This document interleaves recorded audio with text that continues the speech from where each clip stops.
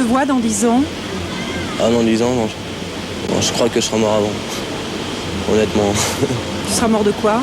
Je sais pas, je serai mort d'une OD, je serai mort, je sais pas comment, mais je crois que je serai mort avant 10 ans. Nous allons donc parler des adolescents, car pour eux, on le sait assez précisément, 9 disparitions sur 10, ce sont des fugues. Alors c'est un phénomène majeur de notre société, avec toujours au départ un bouleversement familial, jusqu'au moment où ces jeunes pleins de désespoir ne peuvent plus ou ne veulent plus retourner chez eux. Désespoir, regardez, c'est bien le mot qui convient dans ce reportage de Jeanne Lagier et de Jacques Douai.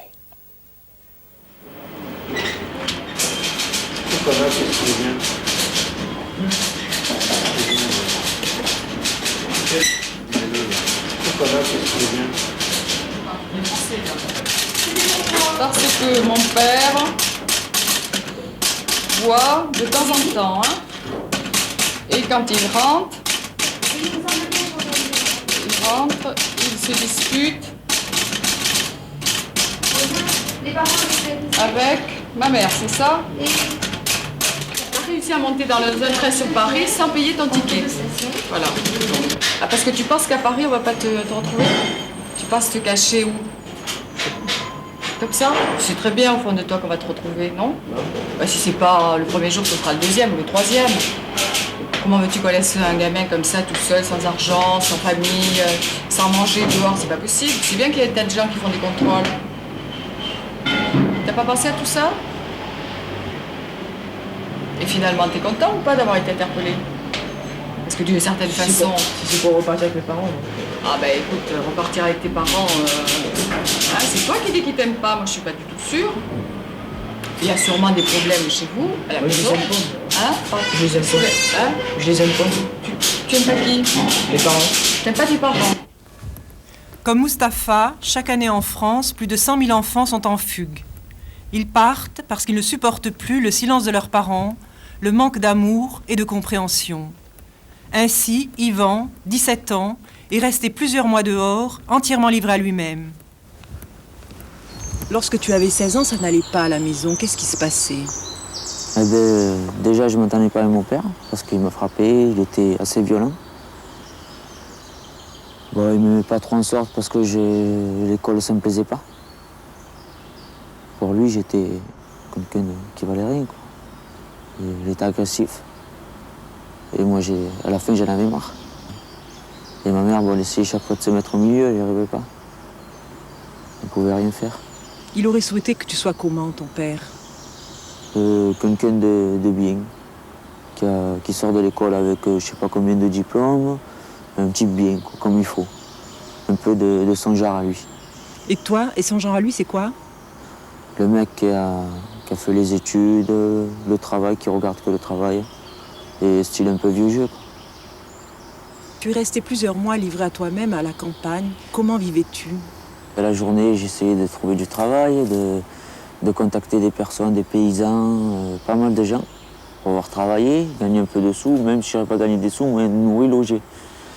Et puis bon, arrivé à la tombée de la nuit, quand je voyais que je ne trouvais pas de travail, rien, pas d'embauche, j'allais dans les campagnes, j'allais voir si c'était des maisons isolées.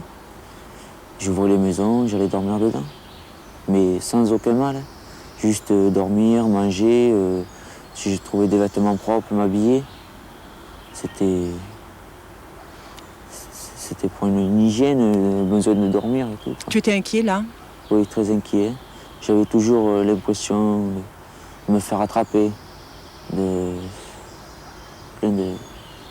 toujours peur, la peur en moi, seul et tout, et puis j'étais toujours dans l'angoisse.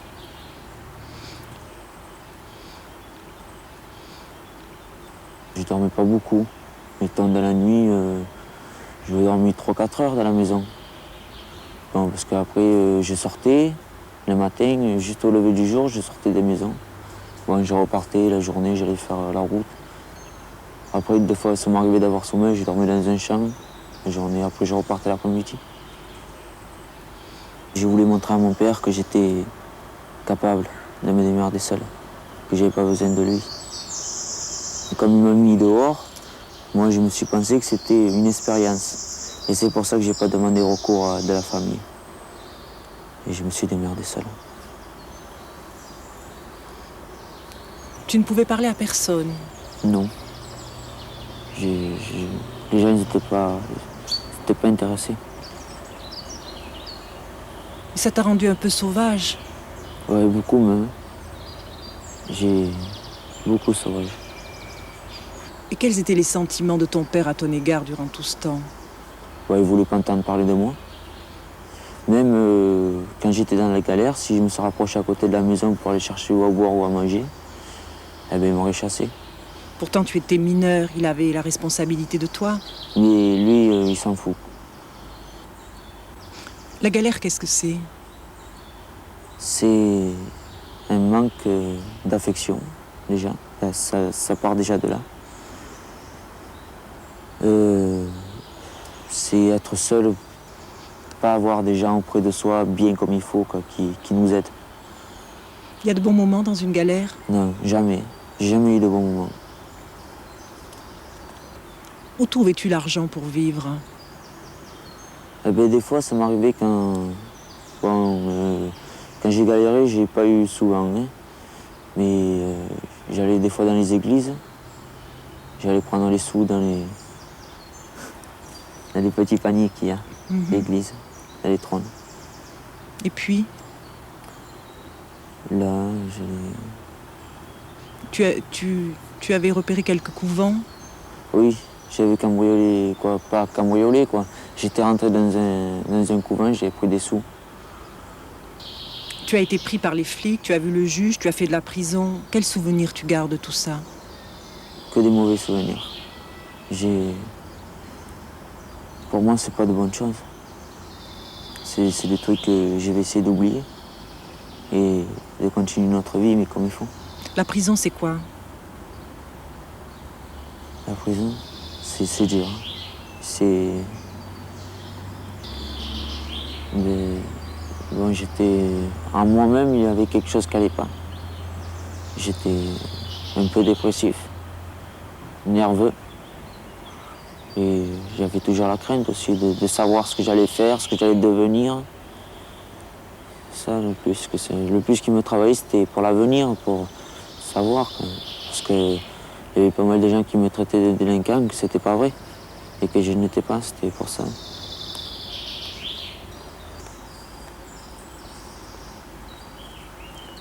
Et aujourd'hui, quels sont tes sentiments vis-à-vis de ton père?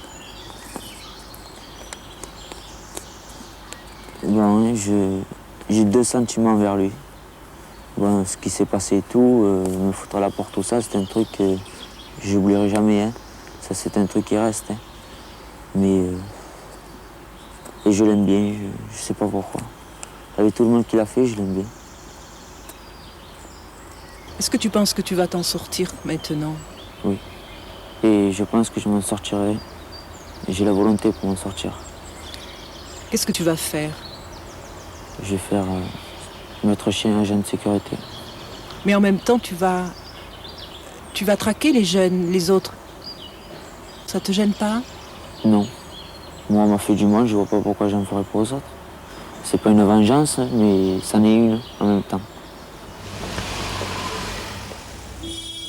Comme Yvan, Alexis a quitté très tôt le domicile de ses parents. Mais pour gagner de l'argent, il a choisi, lui, la prostitution. Tu as fait ta première fugue à 14 ans. Tu t'es prostituée tout de suite? J'avais déjà goûté à ça. Une occasion comme ça, en me faisant draguer à Montparnasse par un vieux con, comme tous les clients qui sont dans ce milieu-là. Et j'ai commencé d'abord par les vols. Les vols, la cam. J'ai dealé un peu. Ensuite, je me suis prostitué, en effet. Comment les pédophiles, les hommes plus âgés, vous repèrent, vous les jeunes en fugue? Faut croire que c'est marqué sur notre front. Enfin, ils ont plutôt tendance à draguer n'importe qui. Un petit jeune qui leur plaît, qui a l'air assez sexy. Ils l'abordent, je te paye un verre. Si t'as le malheur de dire oui, bon, t'es parti, t'es dans l'engrenage. Se prostituer avec des hommes âgés, pour un jeune comme toi, qu'est-ce que ça signifie? C'est dégueulasse. Mais c'est une façon de gagner de l'argent assez facilement. Surtout moi, qui aurais plutôt tendance à être violent avec eux, ce serait plutôt l'arnaque.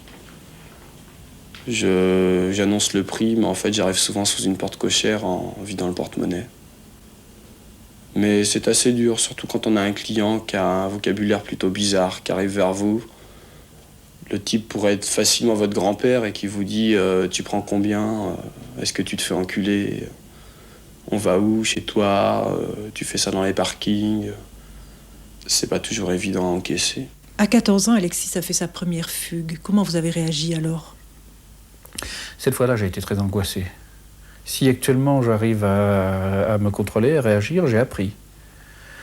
Les premières fugues ont été pour moi quelque chose d'abominable.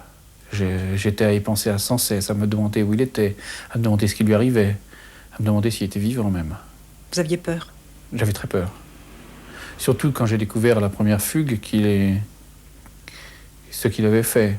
Du moins, je n'arrivais pas à y croire réellement, mais c'est chez un homosexuel que je l'ai retrouvé. À partir du moment où il m'a appelé au secours. Tu es homosexuel? Pas du tout. Alors tu le vis comment? Malheureusement pas du tout, parce que en faisant ce boulot-là, parce qu'en fait on peut appeler ça un boulot, comme on peut appeler ça ce qu'on veut, c'est plutôt dur de ne pas l'être. Quand je me retrouve avec un client, j'ai vraiment l'impression que ça a quelque chose de dégoûtant. C'est peut-être une pensée un peu taboue, mais j'ai vraiment l'impression de coucher avec mon père, parce que une personne âgée comme ça, qui profite du corps d'un gamin, c'est vraiment dégueulasse. Tout ça pour 3 malheureux billets de 100 francs, c'est honteux. Qu'est-ce que ça représente pour un père, un fils qui se prostitue? Pour un père, je pense que ça doit dépendre. Pour moi, ça a été une grande souffrance. Non pas de la honte pour moi. C'est pas important ça. C'est que Alexis n'est pas un homosexuel. Il a des petites amies. Il aime les filles. Je ne crois pas qu'il aime faire quoi que ce soit avec des hommes. Donc ça a été quelque chose qui, pour lui, était une atteinte très profonde. Je sais que c'est quelque chose qui, pour lui, est humiliant. Et vous le vivez comment? Je le vis, je le supporte. Pour moi, c'est pas moi qui suis la victime de cette chose-là. Alexis, tu as 17 ans, est-ce que tu vis beaucoup dans le passé? Trop. Beaucoup trop. Je vois parce que j'ai vécu mes problèmes de famille, ce que m'a fait ma mère. L'abandon de ma mère que je vis très mal et le fait de vivre par le passé a beaucoup abîmé ma vie en fait. Tu as le sentiment d'avoir été abandonné par ta mère? Complètement, parce que même si elle me contacte encore maintenant de temps en temps, j'ai plus l'impression que c'est ma mère. Elle voulait pas d'un deuxième gosse, je l'ai pas digéré. Je suis gêné par ça. Dans sa petite enfance, il s'est très tôt senti rejeté par sa mère. Il n'a pratiquement jamais été élevé par sa mère. Et il y a un besoin de ce côté-là, en même temps qu'un besoin d'un soutien de ma part qu'il ne reçoit sans doute pas assez pour des raisons assez complexes. Vous avez divorcé, vous vous êtes remarié. Quels sont les rapports de votre fils avec sa belle-mère? Actuellement très mauvais, extrêmement tendu. Il n'est plus accepté du tout par ma femme. C'est un gros problème actuellement. Elle a une mauvaise attitude, elle s'occupe mal de mon père, mal de ma sœur. Moi, de toute façon, elle veut plus du tout s'occuper de moi, c'est fini. Je crois qu'actuellement, on a rompu les liens définitivement. Le juge vous a retiré la garde de votre fils. Ça signifiait que vous étiez un mauvais père? Objectivement, je n'ai pas été un bon père pour Alexis. Mais si le juge m'a retiré cette garde, ce n'est pas parce que je suis un mauvais père, c'est parce que je lui ai demandé. Pourquoi? Mon ménage à moi allait être détruit. Et Alexis vous en veut? Il m'en veut. Il a le sentiment d'avoir été abandonné, c'est vrai. J'ai besoin de m'éloigner de tous mes problèmes, j'ai besoin de vivre autre chose, de rencontrer des gens. Et puis, chaque fois que je suis en fugue, je cherche quelque chose de bien précis, c'est l'amour qu'on m'a pas donné. Mais justement, la prostitution, c'est une menace que tu fais peser sur ton père. C'est une façon de le toucher en plein cœur. Je l'ai blessé là où il fallait en commençant ça. Et je continue là-dessus parce que ça l'aide vachement à prendre conscience de ce qu'il m'a fait. Tu le punis? En quelque sorte, oui.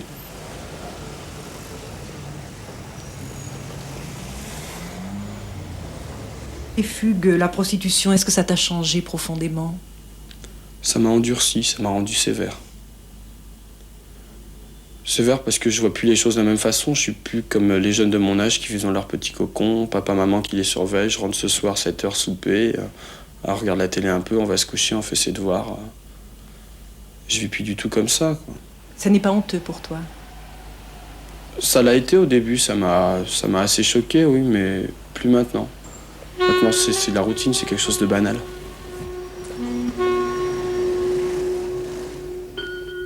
Durant tes fugues, il t'arrive de te sentir seul? Je suis toujours seul. Pas seulement dans mes fugues, dans ma vie, je suis seul. Je crois que c'est quelque chose qu'il faut supporter. C'est comme ça. J'en souffre beaucoup parce que moi, je voudrais pouvoir donner de l'amour à quelqu'un, parce que je pense en être capable aussi. Puis je voudrais surtout pouvoir en recevoir. Ouais, je voudrais finir ma vie avec une femme que j'aime, avoir des gosses, et puis qu'ils soient vraiment plus heureux que ce que j'ai pu être. C'est ici, à Châtelet-Les Halles, la plus grande station de métro du monde, où transitent chaque jour 250 000 voyageurs, que font escale de nombreux fugueurs et jeunes en galère. Ils viennent de tous les horizons, attirés par la réputation du Forum et du quartier des Halles. À 20 mètres sous terre, la gare, avec ses dédales et ses tunnels, leur offre un abri et un toit pour dormir.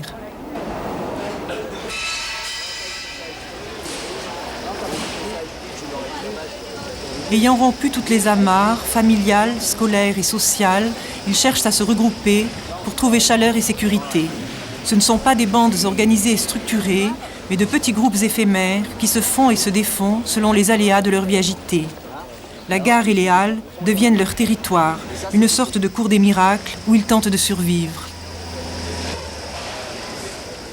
Stéphane, depuis combien de temps tu vis à la rue? Ça fait 2 ans, non, 4 ans maintenant à peu près. 3 ans, 4 ans, enfin je sais pas au juste en fait.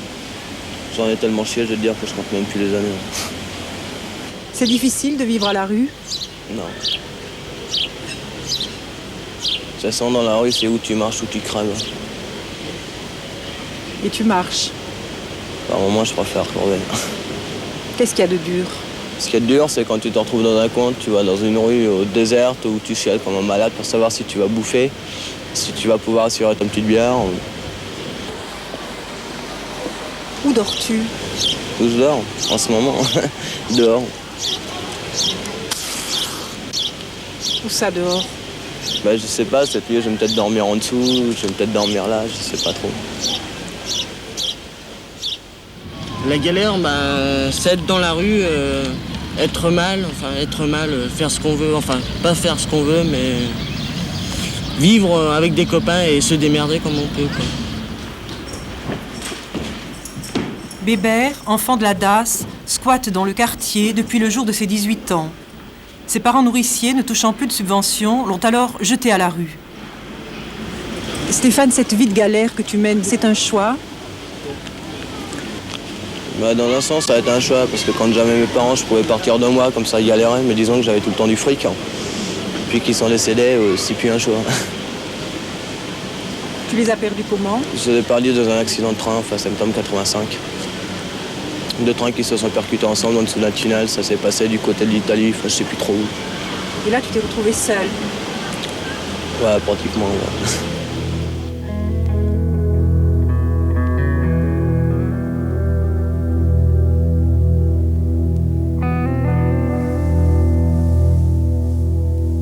Je me sentais séquestrée, surtout que j'avais pas le droit de sortir, d'aller au cinéma toute seule, ou aller avec une copine, ou aller en ville, ou n'importe quoi. Et j'arrivais pas à me plaire chez mes parents, c'est pour ça que je suis partie. Pendant combien de temps as-tu vécu à la rue? 1 an et demi. Qu'est-ce qui était le plus dur? Pour dormir le soir déjà, parce que l'hiver c'était assez dur, et quand ça gelait vraiment fort, c'était dur. Et autrement... C'est là que vous décidiez d'aller dormir dans les métros? Dans le RER, ouais. Le RER qui arrivait à Mitry, il arrivait à 1h, 1h30 et il repartait le matin à 5h, ce qui faisait qu'on n'avait seulement que 4 heures pour dormir et la journée on était vraiment assommés, quoi. Vous auriez un franc ou deux, s'il vous plaît? T'as pas un franc? T'aurais pas un franc ou deux? Vous auriez un franc? Vous auriez un franc ou deux, s'il vous plaît? Merci. C'est gentil de répondre déjà. C'est dur. Vous êtes au chômage aussi? Ah ouais, mais c'est dur. 19 ans. On se démerde comme on peut, hein. Ouais. C'est surtout ça, parce que moi je préfère faire la manche que de voler déjà. Bon, on a tous plus ou moins volé dans notre vie, on n'est pas des saints, quoi. Mais... Pour demander un franc ou deux aux gens, c'est un peu dur. Faut chauffer, quoi, se chauffer. Mais pour ça, il y en a qui shootent, qui se droguent, quoi. Mais moi, c'est pas mon cas, mais moi je prends des médicaments, quoi. Comme genre Elixir. Elixir, c'est un petit flacon où qu'on boit tout le flacon et enfin ça dépend de la dose. Et bon, on est chaud pour faire la manche. On est chaud, ça veut dire quoi? Chaud, ça veut dire qu'on est bien dans sa peau, quoi. Parce que moi, à jeun, je me lève le matin, je serais bien à tout, je pourrais pas attaquer les gens comme ça, quoi, pour leur demander un franc ou deux. Alors, je suis obligé de boire quelque chose comme si j'étais bourré, mais pas bourré, quoi, bien. Comme Bébert, tous ont besoin de drogue pour se donner du courage et calmer l'angoisse toujours présente. Toute la journée, ils se bourrent de hashish ou de barbiturique mélangés à de la bière, ce qui les plonge dans un état second de délire et d'excitation. Grâce au réseau de dealers solidement implantés dans le quartier, ils n'ont aucune difficulté à se procurer leur dose quotidienne. Au lieu de prendre de la drogue, vous preniez des cachets? Oui, parce que c'était le moins cher. 5 francs, l'héroïne ou n'importe quoi, ça coûte assez cher. Et pour ceux qui étaient en manque, ils pouvaient prendre des cachets, parce que ça calme, quoi. Et pour vous? Pour moi, j'ai jamais pris de l'héroïne ni de la cocaïne. Donc moi, j'en prenais, je crois que pour faire... au début, c'était pour faire comme les autres, puis après, j'en ai pris goût, quoi. Pour oublier? Ouais.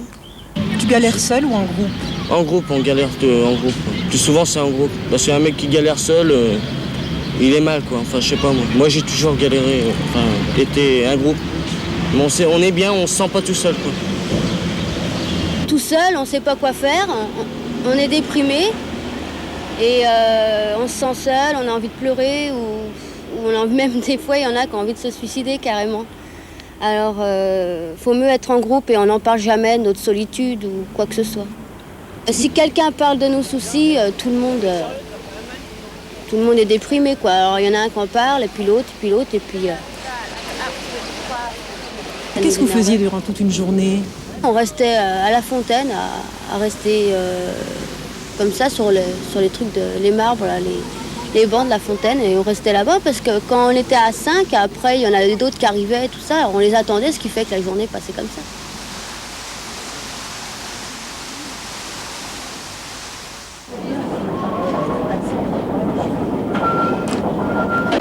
Vous allez voir quoi? K2000.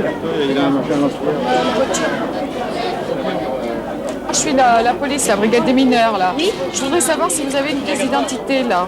J'ai une carte 30%. T'as une carte 30%? Oui. Qu'est-ce que vous faites ici, là? Vous avez l'autorisation? On était au cinéma. Vérifiez quand même. Vous allez venir avec nous. Tu vas venir au poste avec nous, on va vérifier. Tu vas prendre ton nom. On va vérifier, on va téléphoner à tes parents. Comment ça, qu'est-ce que j'ai fait? Non, mais savoir. C'est pour vérifier, c'est tout. Comment ça, vérifier? Vérifier si t'es pas en fugue. Quel âge tu as? Je suis pas en fugue, pas du tout. Il nous prend pour des mecs en fugue. On était venus voir la truc, la K2000. Il nous prend pour des garçons en fugue, ça va pas, on n'a rien fait. Tout bien, ça va être rapide. Bon, on vérifie. Pour 5 minutes. Ouais, mais qu'est-ce qui nous prouve que réellement? On est de la police. Tu fais une nous et puis c'est d'accord, on va pour 2 minutes. Alors les contrôles, ça allait de 6 à 8 fois par jour, si c'était pas plus, parce qu'on allait au niveau -4. Alors il y avait au moins 12 flics qui se ramaient d'un coup. Alors ils nous disaient de dégager, hop, on allait à la fontaine. Fontaine, il y en avait d'autres à la Beaubourg et ainsi de suite. Ils nous connaissaient par cœur et ils savaient qu'on prenait des cachets et tout ça, ce qui fait qu'ils en avaient marre de nous voir et ils partaient. On nous faisait partir. Ou alors carrément, si on partait pas, ils nous foutaient 4 heures dans une cellule.